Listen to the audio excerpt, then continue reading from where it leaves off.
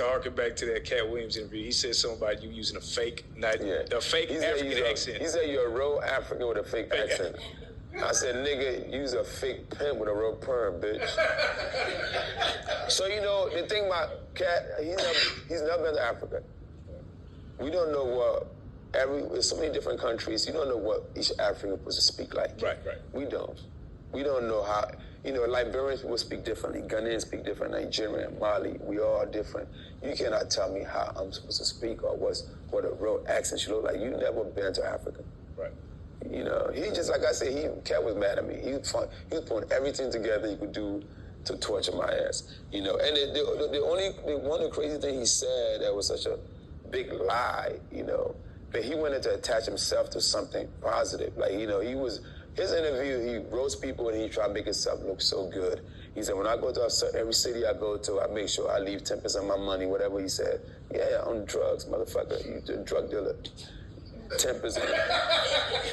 You make 100 grand, you spend $10,000 on drugs, motherfucker. That's not leaving money for your city, you know.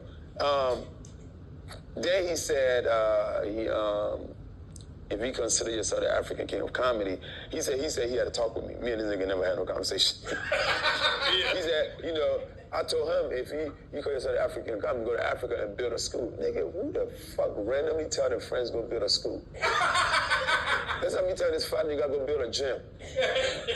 This shit make no sense. But you know what? Building a school is something that is almost impossible to do. Right. And you know, who did it? Fucking LeBron James, Oprah. Yeah. How many black people have done it? So now I've done something so great, he had to find a way to attach himself to it. Yeah. And tell him that he told me to do it. Yeah. So that way he could look good. Katt, he's a crackhead. Right, so I mean, a certain thing, I mean, the jokes are all good when you start lying, you know what I mean? And the thing about it, he said some true shit, a couple of true shit he probably said. So the Hollywood part, right, where, you know, they allude to the whole wearing the dresses, it's a lot of weird stuff going. Is there any truth to that in your opinion?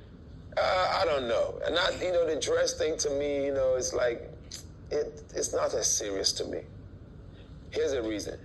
You know, if you think you go back to like 60s and 70s and 50s, even go to Jamaica, you know, Africa back then, before we were brilliant enough, right, to come up with great material, we had to look funny.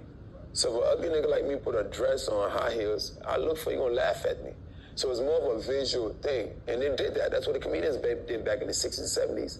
You know, a man put a dress on, it's funny, and then people laugh. It was more like a visual, you know, and in Hollywood, I guess I never